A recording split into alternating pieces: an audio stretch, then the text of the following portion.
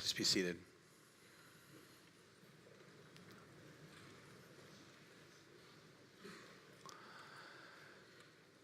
We'll ask you please to check your cell phones. Please, please, please. Even if you checked them before, please check them one more time. Please.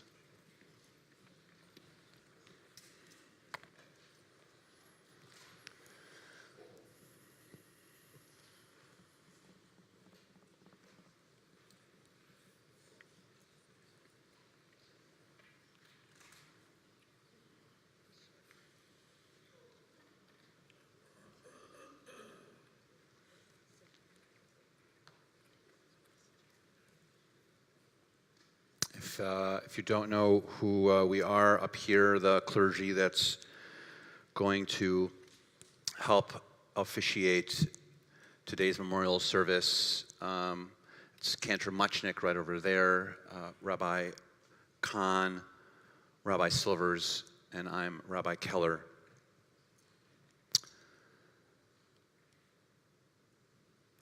It's easy to show up for a wedding or a brit milah or a bar bat mitzvah, particularly in this space that so many are familiar with.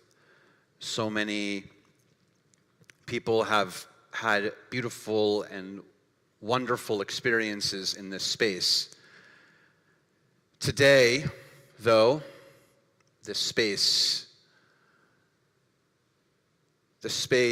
in here, the job of this space is to bring comfort for all of us, to bring comfort to the Siegel family, to bring comfort to one another. And so we'll ask you to share that comfort, to share your love, to share your affection, to do it not just today, but to do it tomorrow and the next day. And when things get quieter and more challenging, that's even more important, to show up. And when we show up,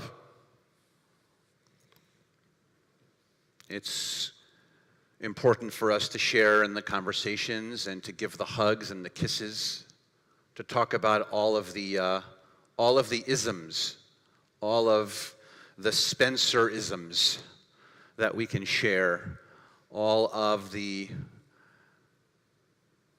quirks and the moments that we all can think of, probably each person thinking of their own moment right now.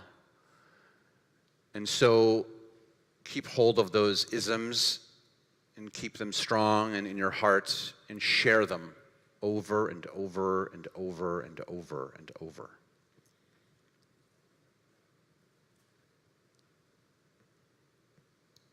Your presence also brings this comfort. So once again, thank you for being here on this very difficult morning for all of us. שיוויתי אדוני לנדי תמיד כמימני בל אמות. לכן שמח ליבי ועגל כבודי, אף בשרי ישכון לבטח. I have set the eternal always before me. God is at my side. I shall not be moved. Therefore does my heart exult and my soul rejoice. My being is secure. For you will not abandon me to death, nor let your faithful ones see destruction. You show me the path of life. Your presence brings fullness of joy. Enduring happiness is your gift, says Psalm 16.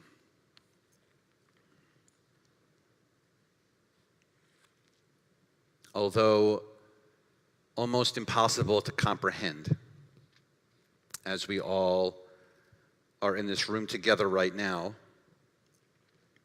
death has taken our beloved Spencer.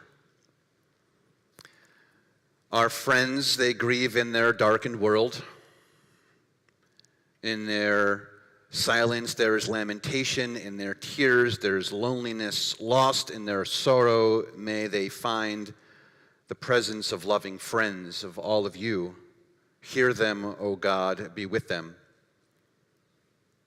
For Spencer's love that united us in life and which death cannot sever, for his companionship that we shared along life's path and which continues through the tenderness of memory, for the gifts of his heart and mind that brought us joy and happiness and is now a precious remembrance.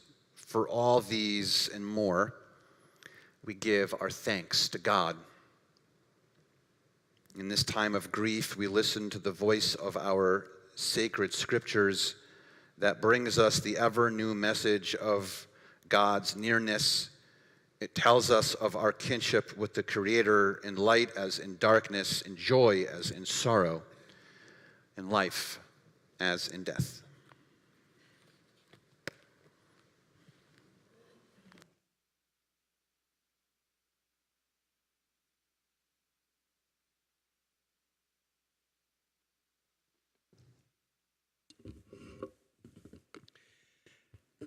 Rabbi Keller spoke so beautifully about the community being a source of comfort and consolation to those who mourn.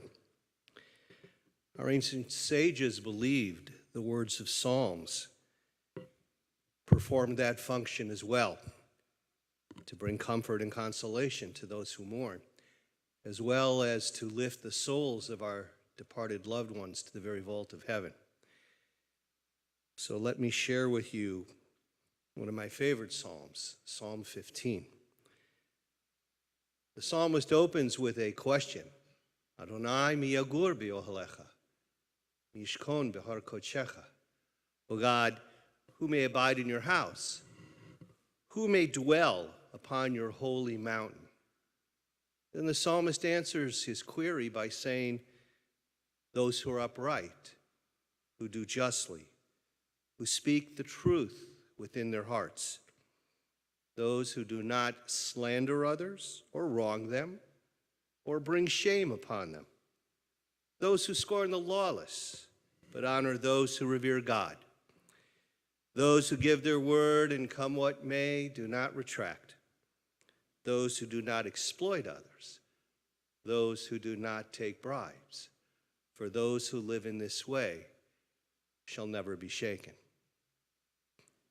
The psalmist shares with us the measure of a person that derives the ultimate reward of being with God in his house and upon his mountain at the end of our lives. And the psalmist clearly understood it was the person of integrity, the just person, the mensch, all things that we thought of Spencer. So I hope and I pray that these words bring a modicum, a small amount of comfort and consolation to know that Spencer lived his life so well here that he derived this ultimate reward as well. Dara, Bennett, Lane, Sabrina, all of us are here for you. All of us care deeply for all of you. Bless.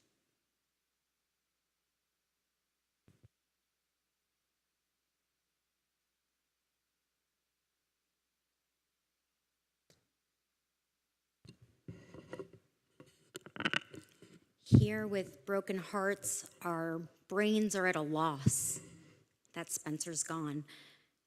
So we've been turning to our ancient words, but why is it we turn to Psalms at memorials? Surely something better has been written in the thousands of years that's more comforting. Why are these the words we focus on? It's because they help us try to feel the sadness of our loss while remembering that even when we're in unfathomable darkness, even as we walk through the valley of the shadow of death, we do not walk alone. So today we allow Spencer's memory to ignite a bittersweet sense of wonder that his life made an impact on us. We take his memory and let it propel us forward. We do not stop and get stuck in the pain. We keep going one step at a time. We keep striving to feel goodness and mercy, to remember somehow we are forever welcome in the house of Adonai. Cantor will now sing Psalm 23.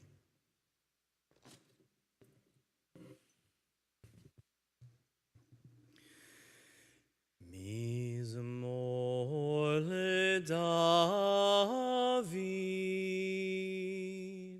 Adonai rohi lo echsar,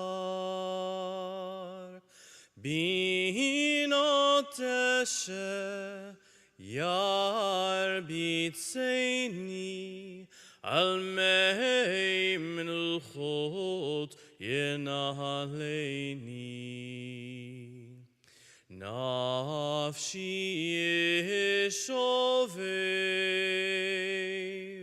nafshi yeshovev, yancheni v'maglei tzedek lema'an shemo. Gam ki elech begeitz al mavet, lo irara, ki ata imadi, shivtecha umishantecha, shivtecha umishantecha, heima enachamuni, taroch lefanai shulchan, taroch lefanai shulchan, taroch lefanai shulchan, neged tzorerai, tishanta vashemen roshi, tishanta vashemen roshi, tishanta vashemen roshi, kosi revaya, ach tov v'chesed yirdefuni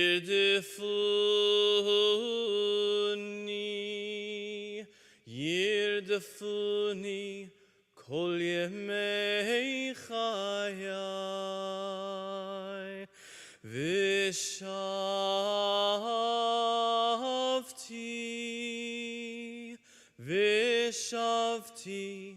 beveit Adonai, v'shavti beveit Adonai, leorech yamim.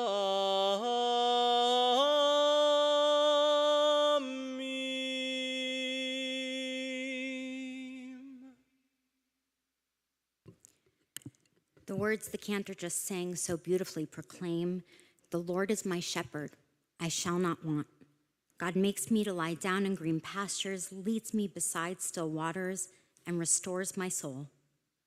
God, you lead me in right paths for the sake of your name. Even when I walk in the valley of the shadow of death, I shall fear no evil, for you are with me. Your rod and your staff, they comfort me. You've set a table before me in the presence of my enemies. You have anointed my head with oil. My cup overflows. Surely goodness and mercy shall follow me all the days of my life, and I shall dwell in the house of the Lord forever.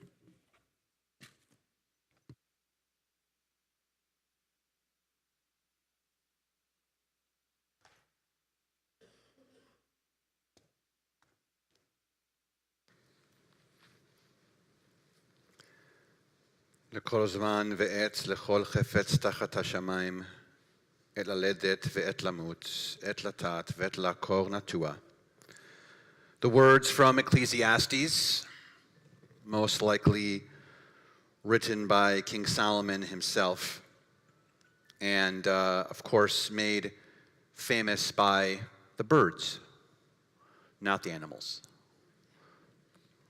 For everything there is a season, a time for every experience under heaven, a time to be born, a time to die, a time to plant and a time to uproot what is planted, a time to tear down and a time to build up, a time to weep and a time to laugh, a time to grieve and a time to dance, a time to throw stones and a time to gather stones, a time to embrace and a time to refrain from embracing, a time to seek and a time to lose, a time to keep and a time to discard, a time to tear and a time to sow, a time to keep silence, and a time to speak.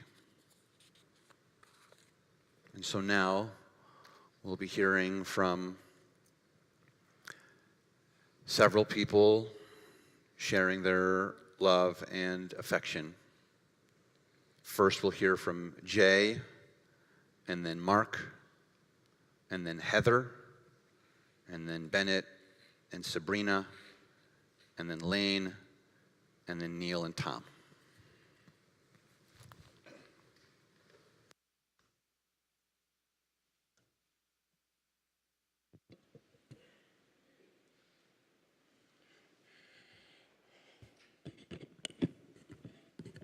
To all of you,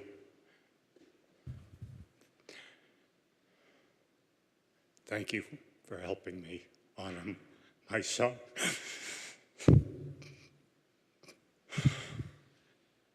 People traveled forever to get here, and I appreciate it.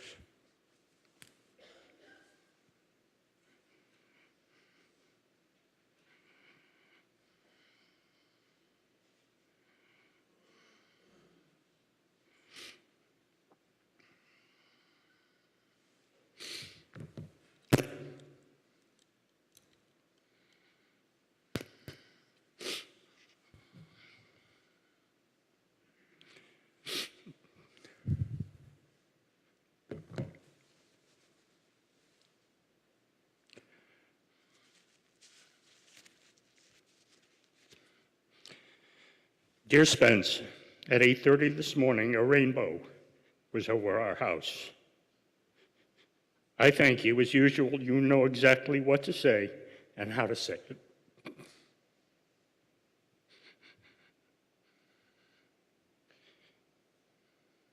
To say we will miss you is the grossest understatement ever. You gave yourself on a constant basis, so much so that we thought it would never stop, but it has stopped. And what we can do is reflect and say, thank God you were here.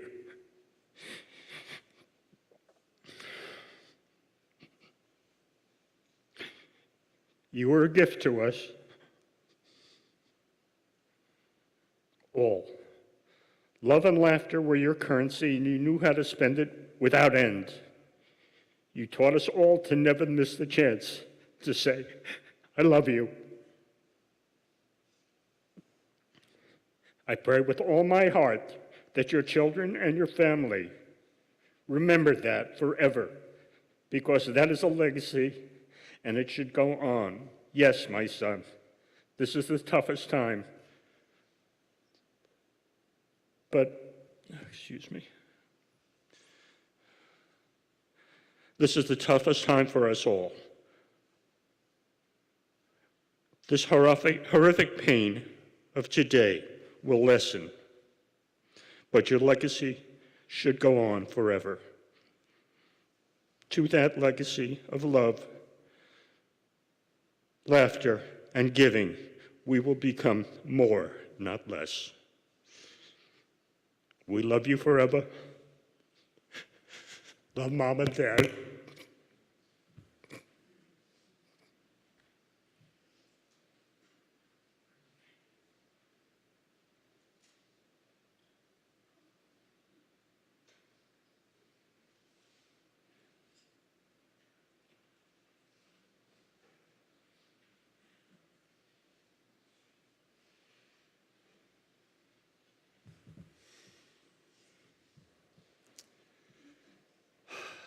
I've had either the good fortune or the poor social skills to have been at very few funerals in my life. So I hope you'll forgive me if some of the things I say are inappropriate. As I write this last night to us now, I can still feel him with me. Each of you has asked me in one way or another if I somehow feel his loss more sharply because we were twins. The answer is either A, he's such a part of me that he'll always be with me, or B, that his loss is such an unfathomable horror that I can't wrap my head around it yet. Before Saturday, I'd never taken a conscious breath where I didn't know he was out there somewhere. I'll let you know how it works out. Without preamble out of the way, what I want to say is this. It's the cell picking up the thing. Thank you. Death is meaningless. And frankly, life is meaningless too. Only living matters. My brother, he wasn't famous. He wasn't a scholar. Maybe he was. He wasn't a holy man, but he lived his life in a way that mattered. The Spencer I knew growing up wasn't the man we came here to honor. He was selfish and cruel, short-sighted, aggressive. When we grew up, he graduated to being a womanizer, an occasional abuser of illegal substances, and a worshiper of power and greed. He scared me more than a little. And I somehow imagined that I was the good twin. And then it changed. One day, it wasn't one day, it wasn't one change. I guess it took years, but I could tell he made a decision to change. He learned to value other people. He learned to love. He learned to give. Perhaps it was his work with the criminals and the tragedy of human existence. Perhaps it was his nephews and niece he loved so much. Perhaps it was Dara and his own kids. Perhaps it was his work with the Rotary, or maybe all these things were the result rather than the influence. I don't know. What I do know is he chose to be these things every day. He chose to be generous and helpful. He chose to listen when he was busy.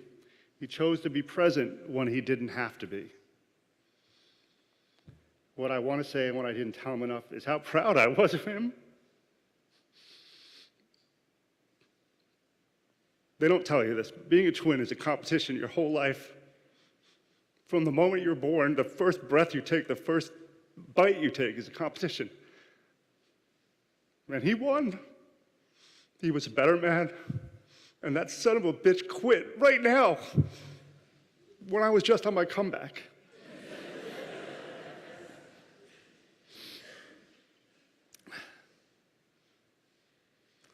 What all I want to do is just try to live up to the man that he was and do that and more. My brother's death was meaningless. Cancer sucks. I lost my closest friend, my most trusted partner in crime, my unfailing backup.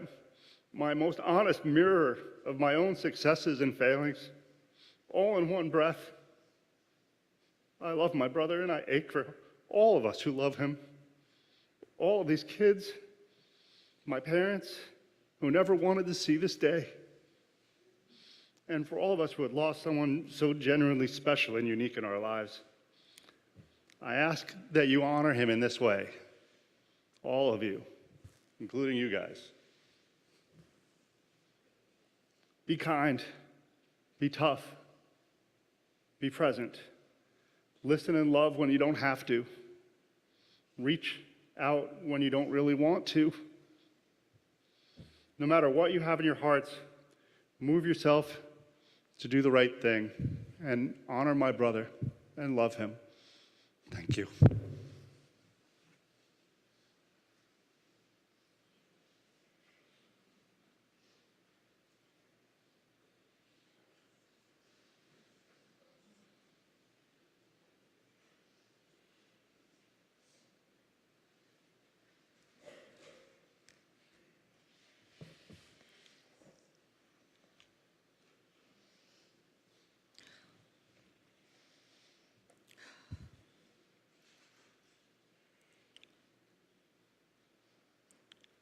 To my dear brother Spencer, we were supposed to have more time.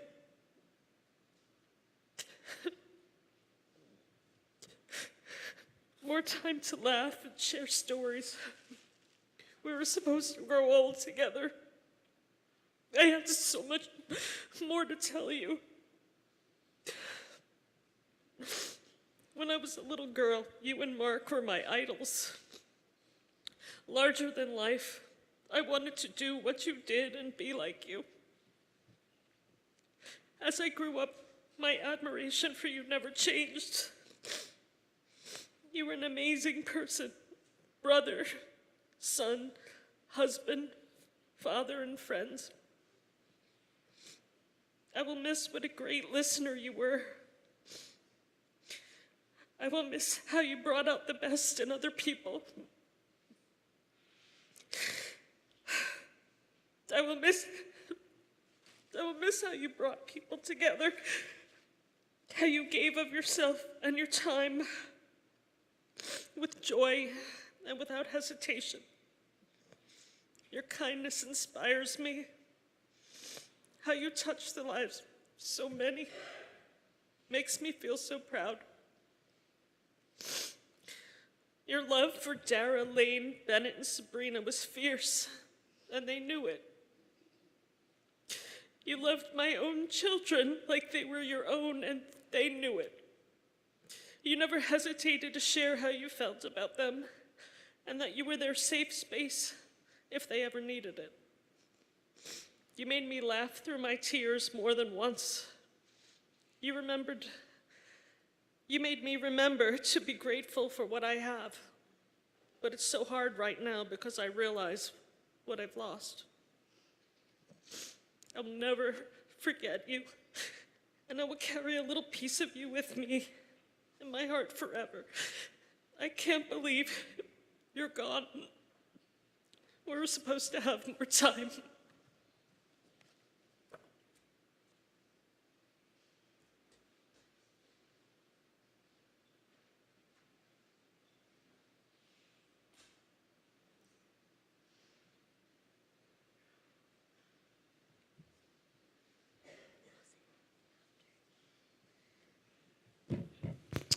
Before I start, I want to say that it is so beautiful to see the large community I have who supported my father and my family, and who came here from states away to right down the street.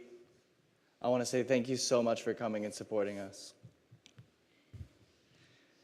My father was the most kind, smart, caring, and amazing person I knew. A lot of the times he was tough on me, but I'm so happy he was because it made me into the man I am today. He was constantly giving back to the community through Rotary, Book Helping Hands, and all the other things when we may have not even been getting by on our own. And even more when he got sick, he would constantly be taking me and Lane along with him to all these events. And I never understood why he gave so much to the community until now, when we see how much the community gives back to us. He also would have helped anyone. He didn't care where you came from, what you looked like, what your religion was. He would have personally helped anyone in this room with any problem, and I'm sure he did on many occasions. Which is why I think that made him so successful in life. He was the most amazing dad and the most amazing person I've ever known, and I'm going to miss him for the rest of my life. Thank you.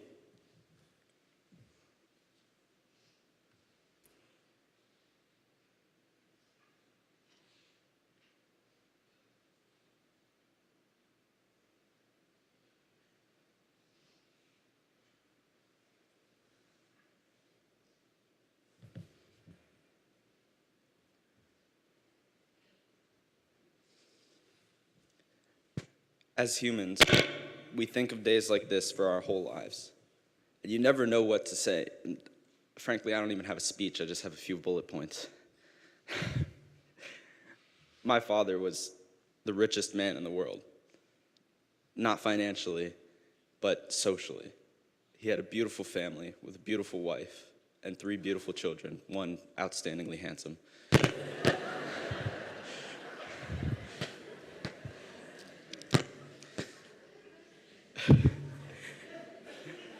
And everything he did was never for himself.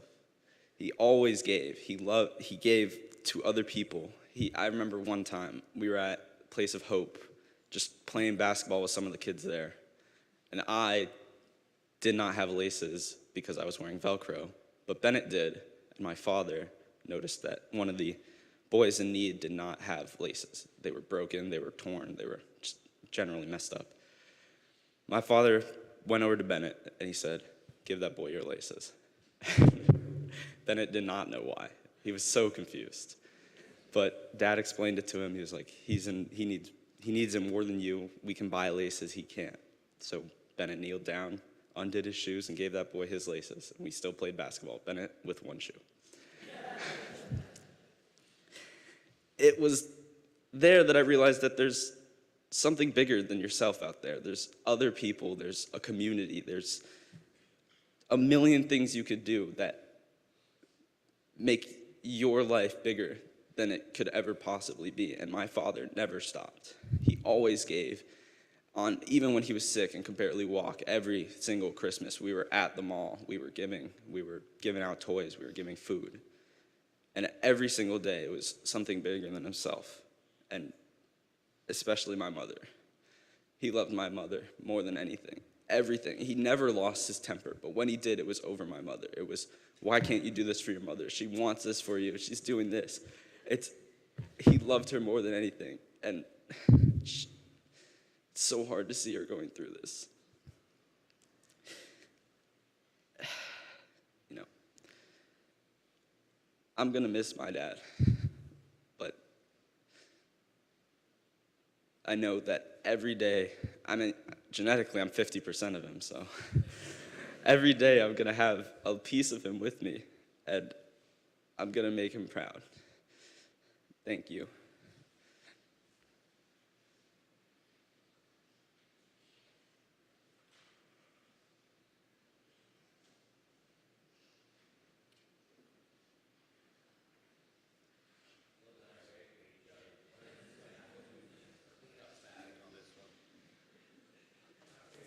Huh? Rock, paper, scissors? Good to see you. See, I'm smart. I went old school with paper, so I'm not going to mess with the Bluetooth. You see? With age comes wisdom. I'm Tom. For those of you who don't know me, I think most of you do. Spencer and I were,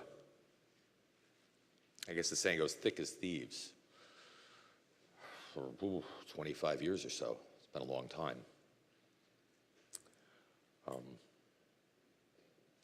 Obviously, these last few days have been very tough on all of us here, some more than others. I think the word that's come out of my mouth mostly on the phone with people recently is "this sucks." Some other choice ones too, but I'm not going to say them here. Nobody wants to say goodbye. They really don't. And sadly, unlike Mark, I'm old hat at this, and that really hurts. I've said goodbye to a lot of friends in the last 10 or 15 years, and it's never easy. And this one's particularly painful for me. It is wonderful, though, to see how many people are here, have come from near and far. I talked to my friend Alone the other day. He flew in from California just for this morning. The fact that people would do that for Spencer is awesome. It's awesome. And the reason they've done it, the reason you guys have all come here, is because he made your lives a little better one way or the other. Sorry, I usually have a booming voice. As I'm listening to everybody speak, I'm thinking to myself, I'm looking, what is the common denominator that connects us all? And as others have suggested, his kids, his brother, without question, his generosity.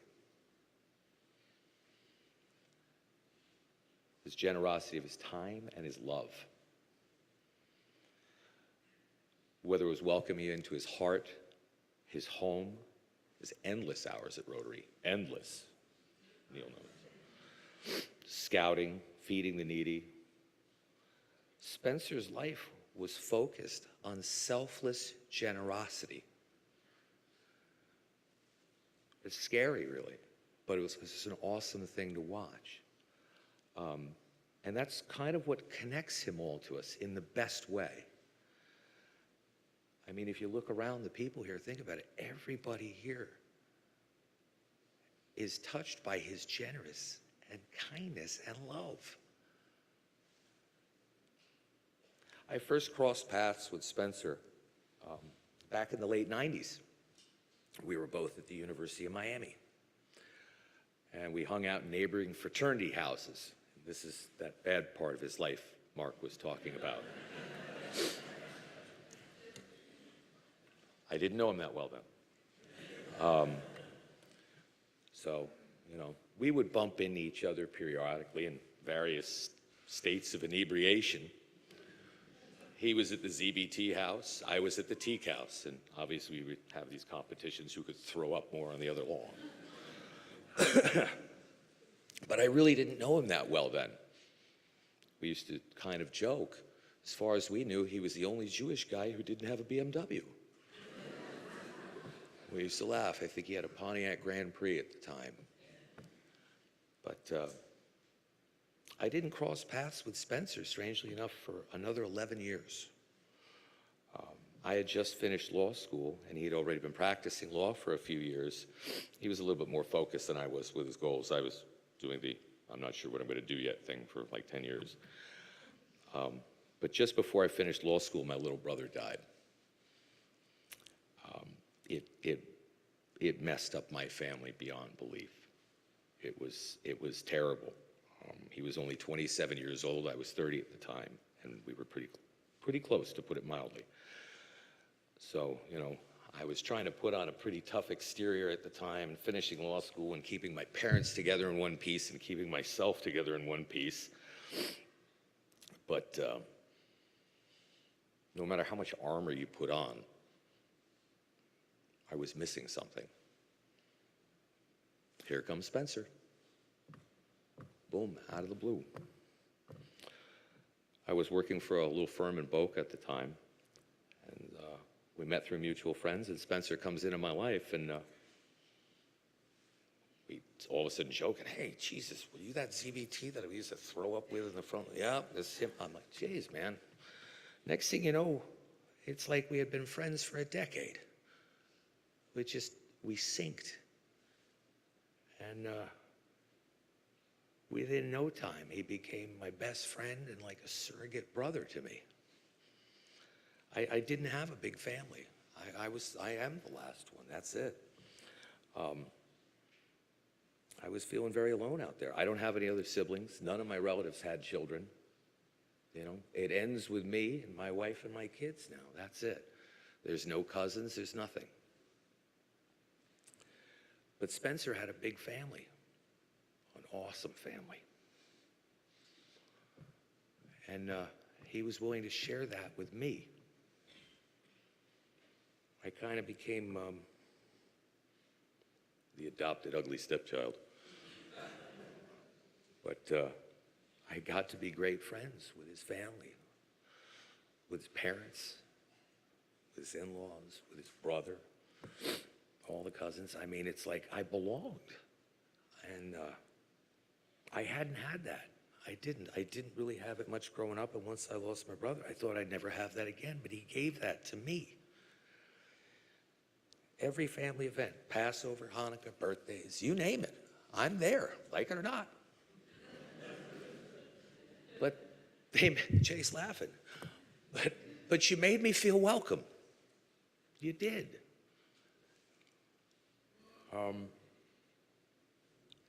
It was exceptionally special. You know the old joke, you can't choose your relatives, but you can choose your friends. And he chose me.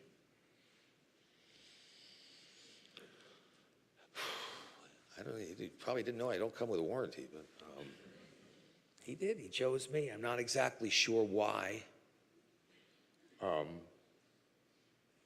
Because there was no way. I mean, you know, as much as I might try, make him an elaborate gift, I painted portraits for his wedding, things like that. I try and give back to him, but I could never give back to your son, my friend, what he gave to me. It wasn't going to happen. It was a very off-balance reciprocity. Spencer married my wife and I, Catherine. For that, I'm eternally grateful. We don't have the greatest pictures from the wedding. Once again, it was back to old bad habits, but I'm very grateful. I had the privilege of marrying Dara's parents. I married his brother, Mark. And I love all their children as if they're my own, and they know that. I got cute pictures of them butt naked with my own kids in bathtubs. I can't put them on Facebook because I get in trouble, but trust me, they're adorable. No matter what, through the ups and downs, as I said before, Spencer was generous. He was generous with his heart and his time. And how he did it boggles my mind, quite frankly. I'll tell you this, I remember when we first opened the firm, he argued for days. He says, I want to join Rotary. Come on, man, we're trying to make a buck here. We don't have time for this stuff. We argued about it, we really did. Sorry, Neil. But we did, we argued about it. Finally, after a few days of back and forth, all right, do Rotary. Then it became a joke, who's going to do it? And I'm thinking, hey, this is an opportunity to get out of work for half a day once a week. Spencer didn't see it that way. Spencer saw it as an opportunity to give back. Be generous Spencer, his old self. Well, needless to say, he won that argument. And I'm glad he did, because I couldn't have done what he did. There is no way. I could not have done and given the way he has given. Despite always burning his candle at both ends, in addition to dealing with my nonsense over the years, he always found time for everybody. Even when he was sick, he made time for others. I don't know how. I just don't understand it. When we were younger, not that much younger, Friday night of drinking, the next morning, I'm reading the inside of the toilet bowl. Spencer's out handing out food to the needy. That was the difference between us. Somehow he found time to get ridiculously stinko drunk with me, but he's still donating his time the next day. I'm chewing aspirin, he's handing out meals. Generosity. So I stand here today, and it stinks to say there's a big hole in my heart again. It's very much like when I lost my brother the first time. And sure, I feel bad for myself, but I feel worse for his wife and his kids and stuff. You know, I've lost a husband and a father. I lost a friend. They say time heals all wounds, but this one's particularly deep, so I'm a bit skeptical, but we're going to give it a shot. At Thanksgiving, he would often have us go around the table and say what we were thankful for. I got to be honest, I'm in a synagogue. I thought it was cheesy at times. He was right, again. He was right. It's important. It's important to be thankful, to be generous, to tell the people around you that you love them. And he did. I spoke to him a couple days before he passed, and the last thing he told me, I love you. I said, I love you too, pal. I didn't think it'd be the last thing I said. But I'm glad I said it. He used to say it to me all the time. We weren't embarrassed. We were confident in our sexuality.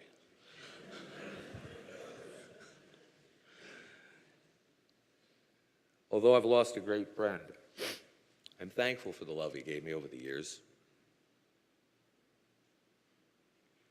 It sucks to say goodbye to 25 years of friendship, but I know without question I'm a lot better because of him. There's my thankful. I'm much better. I'm a better person because of him. His children are going to be better people because of him. Everybody in here, for one reason or another, is going to be a little bit better because of Spencer. We're all a little bit better off, and for that, we can all be thankful. Thanks.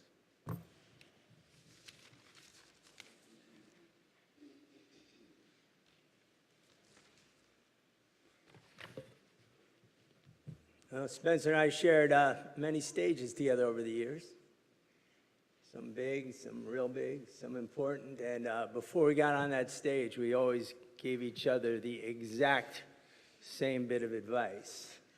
It was the exact same advice we gave every Rotary Club of Boca Raton speaker every Wednesday for almost 20 years. Somebody would walk in that room, usually overdressed, suit and tie. They'd be a little lost to be a congressman or a senator or a PhD professor, and Spencer and I would all go over to him real serious and go, we're going to give you the same advice we give everybody every week. And they'd look real serious and say, what's that? And we would say, don't suck. If he was sitting right here right now, he would tell me, don't suck. Tom said it. This sucks. Spencer Siegel was the best. Spencer was the best husband, the best father, the best son, the best son-in-law. He was the best brother, the best uncle, the best cousin. He was the best Rotarian, the best Rotary president, the best Opal co-chair, the best Billy Joel singer, the best shotgun shooter, truck driver, pallet jack handler, scout leader, popcorn seller, Boca helping hands, delivery man, server, and dishwasher. He lived every minute of his life. He squeezed every bit of into it, and he lived it to the fullest. Spencer Siegel was a brilliant lawyer. It was a gift and a talent he used to help so many during his life. And Spencer Siegel was the best friend and role model that anyone could ever have. Spencer loved everyone, and everyone loved Spencer. Spencer's love for Dara, his kids, his family, and his friends was obvious in everything he did, everything he said, everything he thought, and the way he lived every minute of his life. They were his life, and everyone knew it. Bennett, Lane, and Sabrina, look around his temple. Tom said it. Spencer's the thing that brought everybody together. They all knew it. Spencer and Dara made every holiday, every birthday, and every occasion special for everyone. They made everyone's family their family, and their family became everyone's family. Everyone knew it, even the dogs. There were dogs everywhere. Everyone's dogs look forward to going. There was Jay and Joan, Joe and Joan, Tom and Kat, Freddie and Terry, Steve and Karen, Mark and Erica, Lisa, Sandy, Autumn, and Abby, along with a giant, colorful cast of characters that were usually out on the back porch with Tom, smoking cigars, and God knows what else. You know who you are. Tricia, our kids, and I were always welcome and invited, and there was nowhere on earth that we felt more welcome. Spencer and Dara made us all a family. There were Passovers, Rosh Hashanahs, birthdays, after Opal parties, and election eve watch parties, most of which worked out pretty good. There were a couple. There was every holiday except Thanksgiving. The Siegels had to celebrate Thanksgiving at our house, and they had to celebrate Thanksgiving at their house the day after Thanksgiving because they were such a part of our family, and it took a while for their family to get used to it, but eventually they did. Both our girls, Shane and Michaela, worked at Spencer and Dara's office, where both Spencer and Dara immediately talked them out of careers in law. Every one of our kids babysat for their kids, and Spencer and Dara were both our girls' destination weddings. That's the family you make. Spencer was our pirate king. The Buccaneer Bash was his idea. He taught us all that dressing like a pirate was always appropriate. It was appropriate for galas and installation dinners, holiday parades, socials, and happy hours.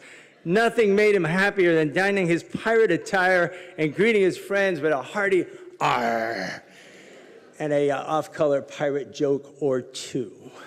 Spencer was a great singer. He loved to sing, and we all loved it when he sang, whether it was at our weekly Rotary meetings, Opal, Bill and Melanie's Italian proposal dinner, their engagement party, or when 50 of us traveled to the Dominican Republic. I think he was singing in a bathtub in that picture.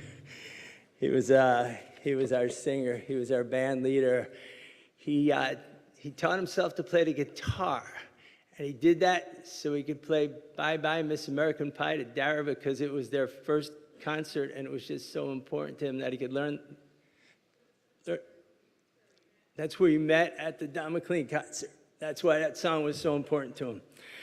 He always had a guitar and a pile of car parts in his office. Oh, you walk in a lawyer's office, some real big problem you have, right? Some real big problem. You look around and it's like musical instruments and K5 Blazer parts. You know, did I come to the right guy? Spencer was a car guy, something he got from his parents and his kids got from him.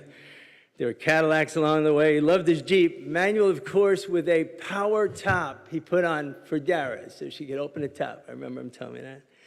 There was his TR8 that Mark Maselli still has, his dad's $6,000 XK8 that Craig Davis bought for $8,000. Long story, we'll tell it later. Some of you were there. And then there's his K5 Blazer, which the restoration took way too long. Steve's been trying to help with that forever. And when it took too long, as all restorations do, we bought a Triumph TR7. And when he got too sick and he couldn't shift the TR7, he bought a XJS SC, of course.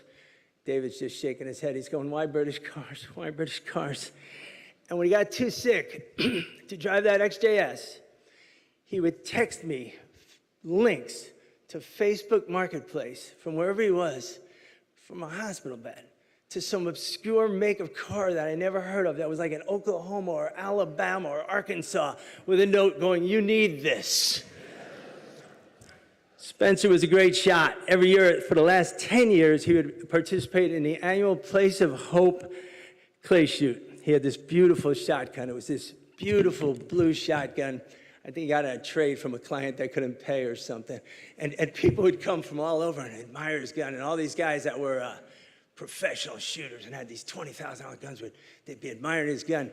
Little did they know that because we only went shooting once a year, every time it took him like 20 minutes to figure out how to put it together. But once we started shooting, he was a really, really good shot. I mean, like a didn't miss anything shot. Like killed them all, like competing for the prize. And all these pros would come over. You'd probably hear a couple times, go, who's that guy? Who's that guy? Because they never saw him because he wasn't there every week with them shooting. And I go, that's my lawyer. And speaking about his legal skills and his wisdom, you guys in the back row are going to make me cry now. Spencer used those skills to help those in need. When a kid from, I had no idea you were going to be here, brother. I love you. When a kid from the Promise School or a Propel kid would get in trouble and there was no family or money for a lawyer or support system, there was Spencer. He knew that kids were kids. He believed everybody deserved a chance. He believed everybody deserved a second chance. He believed everybody needed a fighter in their corner, and he was their fighter on more occasions than I can count, and a lot more than I probably even know of. Spencer was a fighter. He fought in court, a fighter to defend those who had no one to defend them, and a fighter every day of his life, no matter what life threw at him, and it threw some stuff at him recently. Last December, Spencer and Dara helped Trish and me celebrate Sean and Michaela's wedding in Tulum, Mexico. It was a destination wedding. That's the definition of a destination wedding. You go somewhere.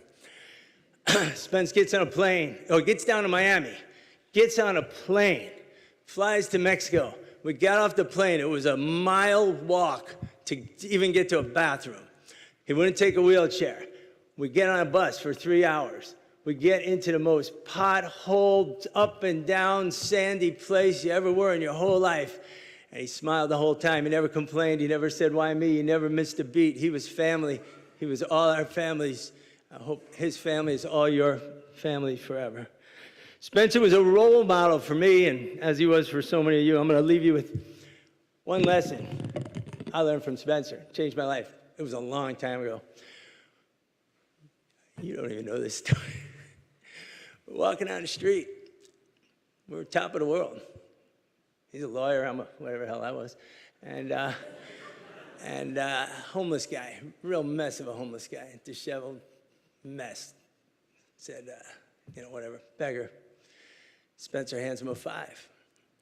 We walk a couple steps down the road. I go, what'd you give that money for? He's going to buy a bottle of booze or a lottery ticket or something. He goes, who am I to judge? Maybe a bottle of booze or a lottery ticket is exactly what that guy needs today at this point of his life. So changed my life forever, changed the way I think about things. If you're ever faced with the opportunity to help somebody in any way, just think to yourself, what would Spencer do? And I think that's the legacy he's left a lot of us. Ask yourself what you could do for others.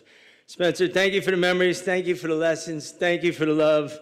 I think Spencer would like it if I ended this with a simple Lennon-McCartney line. And in the end, the love you take is equal to the love you make. We love you, Spencer.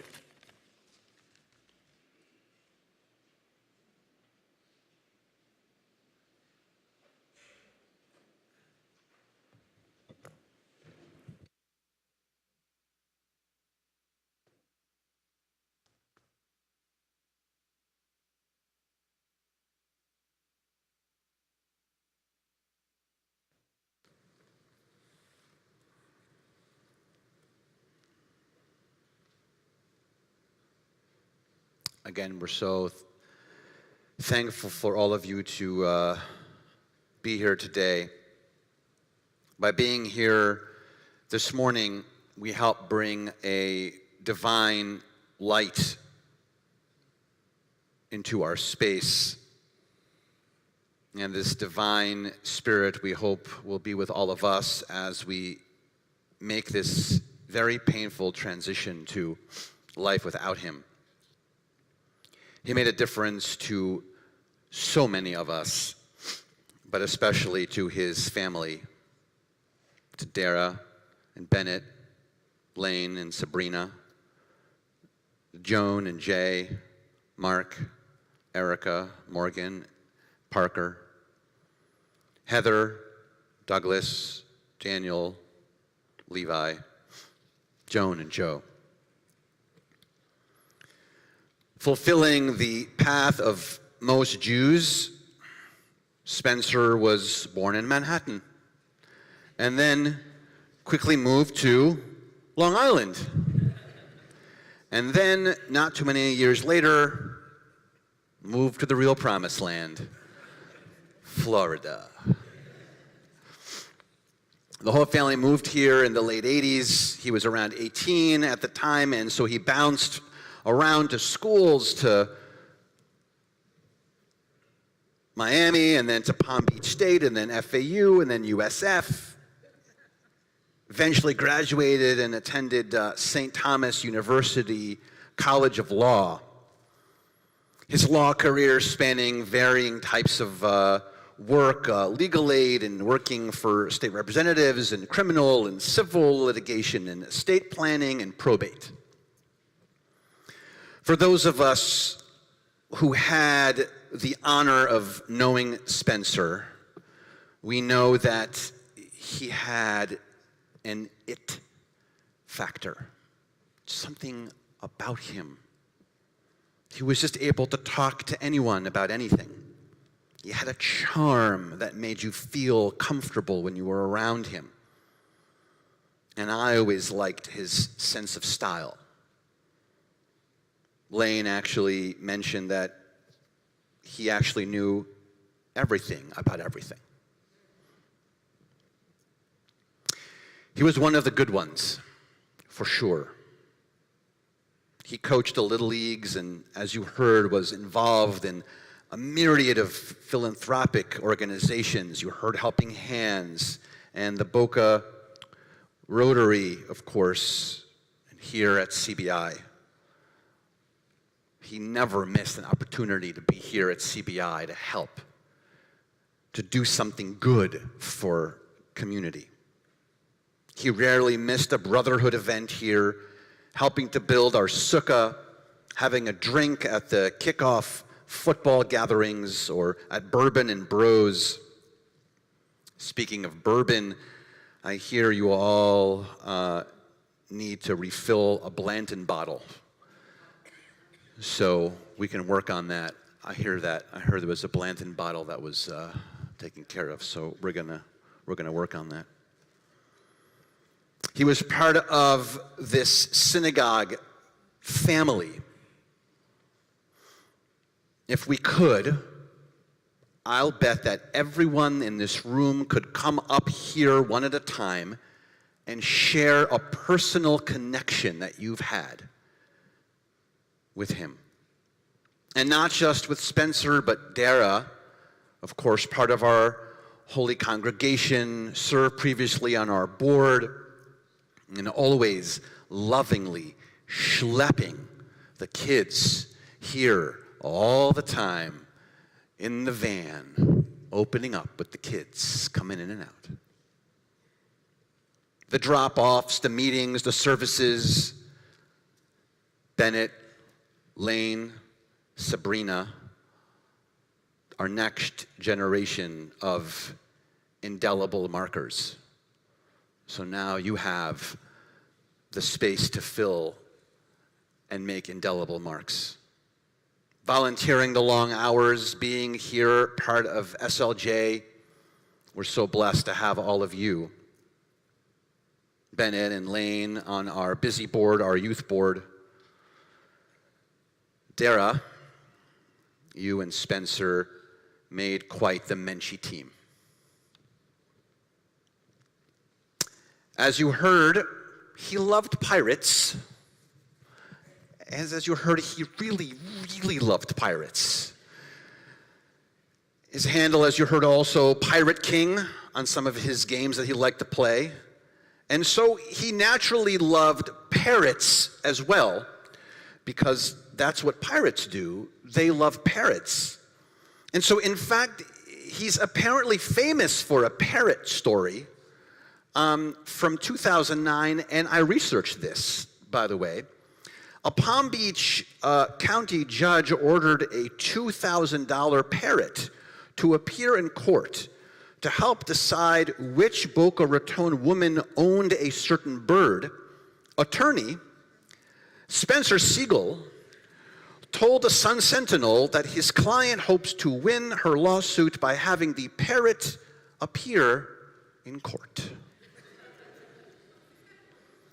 Have no fear, he won.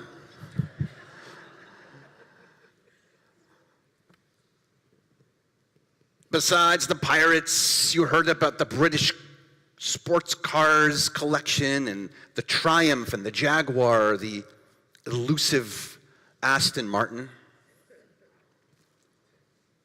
Spencer loved his dog, Jake, and the other dogs following.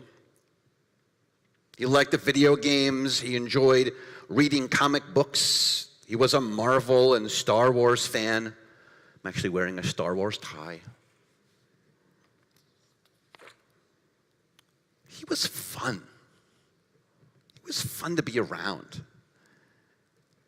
And he loved celebrating kids' imaginations, telling them that there were monsters in the sewers as they stood by the bus stop. What a comforting and warming feeling. Kids, there are monsters in the sewers. Have a great day.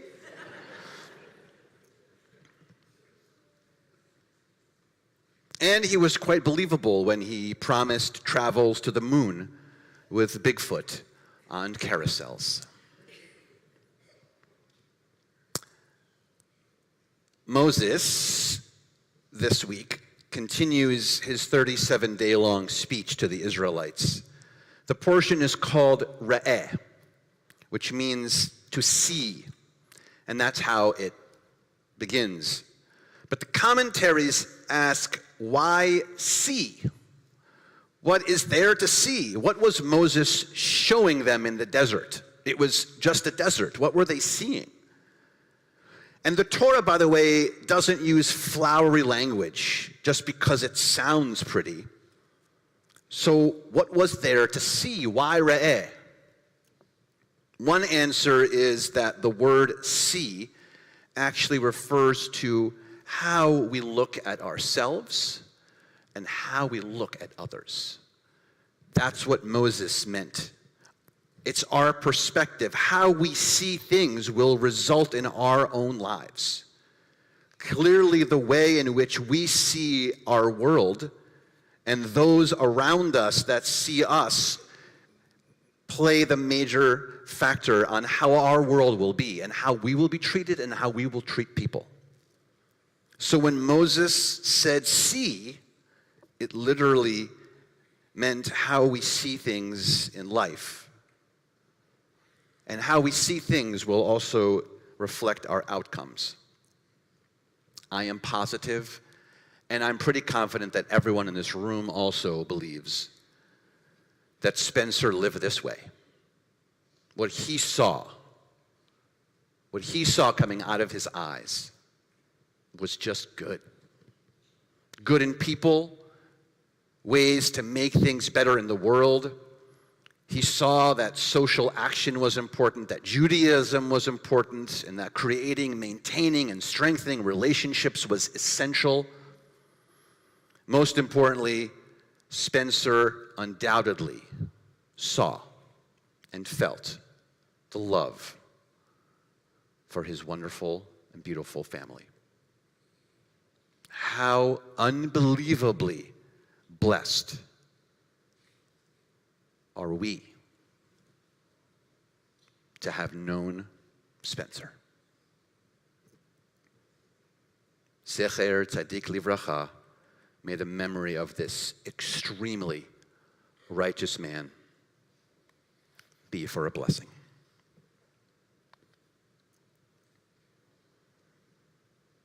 We take some time now for our own silent prayers, thoughts, and reflections.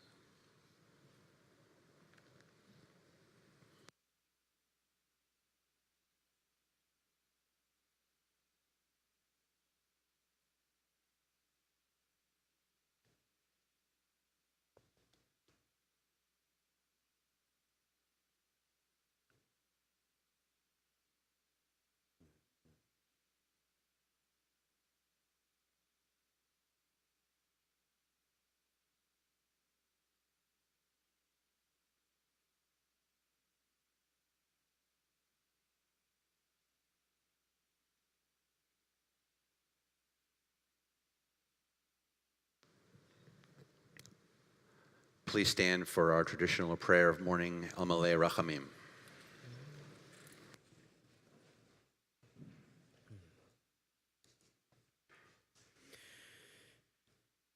El male rachamim,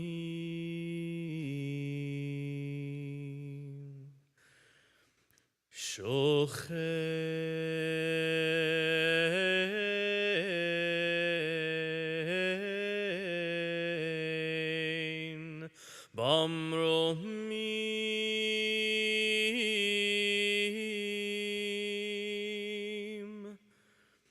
Hamtzei menuchan nechona tachat kanfei השכינה. Im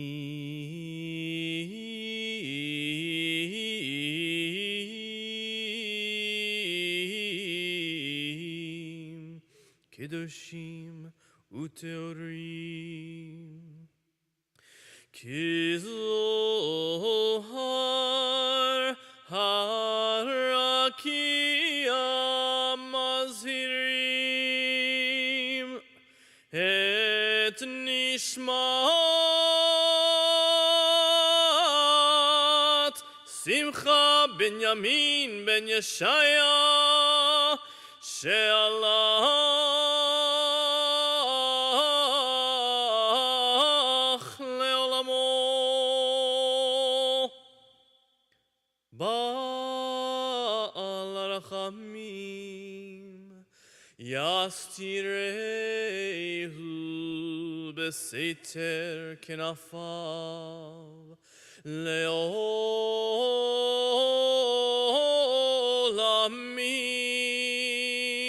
veitzror bitzror hachayim et nishmato Adonai hu nachalato ve'yanuach b'shalom al mishkavo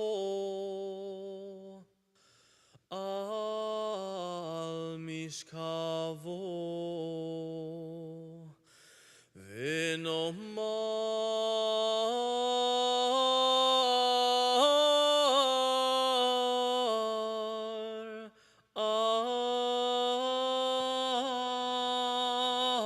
amen.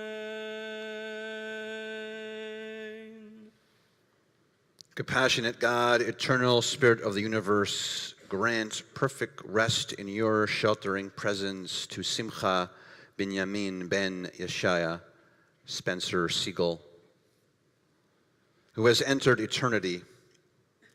God of mercy, let him find refuge in your eternal presence, and let his soul be bound up in the bond of everlasting life. God is his inheritance. May he rest in peace. As together we say, Amen. Amen.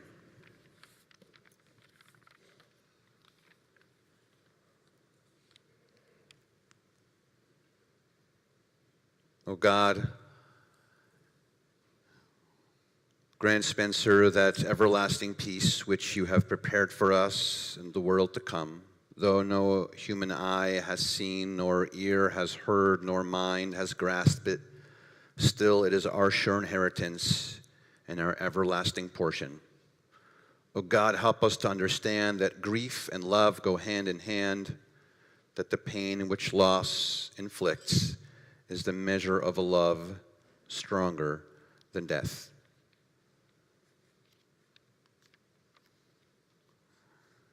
In this spirit, O God, do we commit all that is precious to us to your keeping as we repeat words hallowed by the generations. Kaddish Tom Mourner's Kaddish. Yitkadal v'ikadash merabah Be'alma divrach riute ve'amlich malchute V'chayechon v'yomeichon v'chayei dechol Beit Yisrael בעגלה בזמן קריב ואמרו אמן. יהא שמי רבה מבורך לעולם עולמי עולמיה. יתברך וישתבח ויתפאר ויתרומם ויתנשא ויתהדר ויתעלה ויתהלל. בריחו לעילה מן כל ברכתה ושירתה, תושבחתה ונחמתה, דאמירן בעלמה ואמרו אמן. יהא שלמה רבה מן שמיה, וחיים עלינו ועל כל ישראל ואמרו אמן. עושה שלום במרומיו, הוא יעשה שלום עלינו ועל כל ישראל ואמרו amen. May God grant peace to those who mourn and comfort all the bereaved among us, as together we say, amen. Please be seated.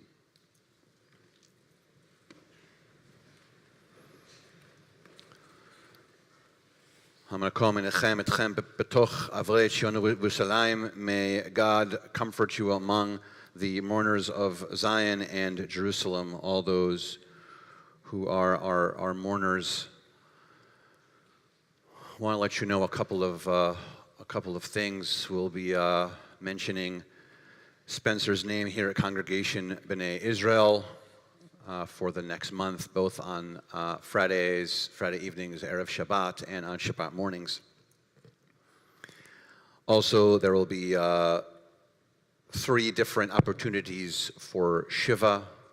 That's going to be Thursday, on Thursday, on Friday, and on Saturday. No, sorry. Thursday, Saturday, and Sunday are going to be the 3 days of Shiva. Information was emailed out to you, but we can also help you with that information if you'd like for dates and times for that. Again, Thursday, Saturday, and Sunday. When our service concludes, which it is not going to quite yet, but when our service concludes, we'll ask everyone to go out the doors in the back of the room and then out and left for Aruchat Havra'ah, for the meal of consolation. Although the service is essentially over, we want to end in a way that Spencer said he wanted this to end. He had a specific request that he voiced for quite some time, and so we are going to conclude our space and time here with the way that Spencer wanted.